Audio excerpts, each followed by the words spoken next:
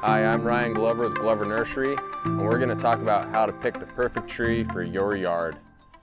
And that's probably the first factor, is picking the right tree for your yard. That doesn't mean what looks good in your neighbor's yard or your friend's yard that lives in another part of the state or the country.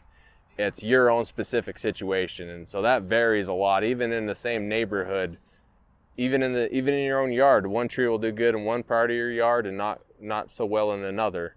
So it's important to know where you're going to be planting the tree, what kind of soil you have, what kind of drainage, if you're using culinary or secondary water, the amount of maintenance you are willing to do, clean up, things like that. So there's a lot of factors that go into picking the right tree.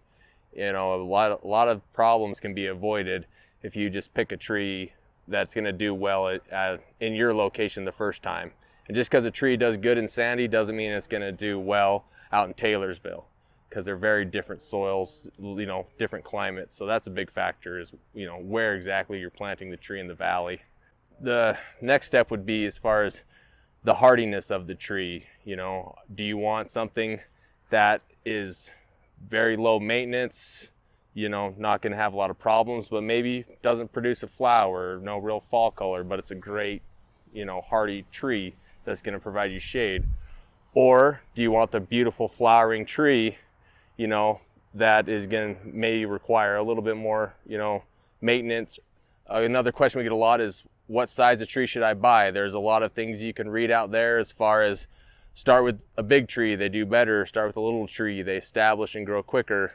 Really the best bet is just buy the tree that fits your budget. Great tree that we have that fits a lot of needs and grows pretty much throughout the valley is oak trees. We have oaks that will be a large shade tree, and right behind me here we have oaks that will be a nice columnar tree. People plant them in screens, rows of 3, 5, 10, just to block out the neighbors. That's a really common use for them. That's very popular. So that's a good choice for a good hardy tree.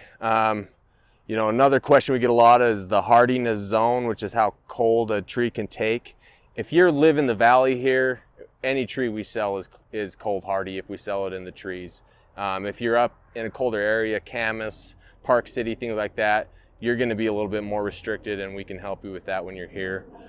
Another common thing to consider is the actual size that you have. Even the simple procedures before you leave the house, just step off the area so you approximately know how big you want it to be, 15 feet, 30 feet, just so you have a rough idea, rather than come here and we're going to ask you that and then you'll just kind of have to guess by memory what you think room you have, rather than just doing a little bit ahead of time so you know what area you have.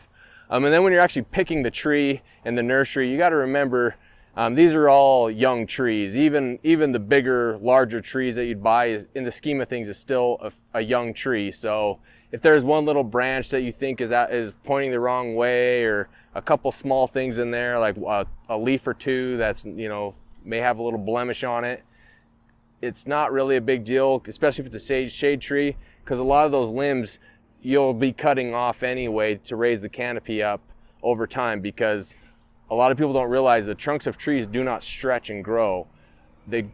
All plants grow from the tips out. So if a branch is on a trunk and it's too low, it's never going to raise up. You're going to have to cut that branch off.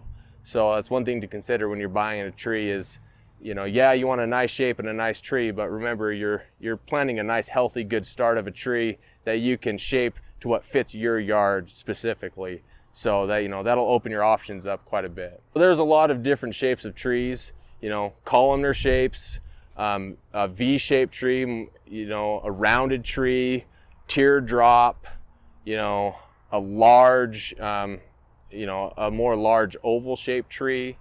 And then of course weeping trees. You'll want to get a good shaped tree to fit the need that you have. If you want shade, you'll want to go for a nice large oval shaped tree, or a vase-shaped tree like a Zelkova.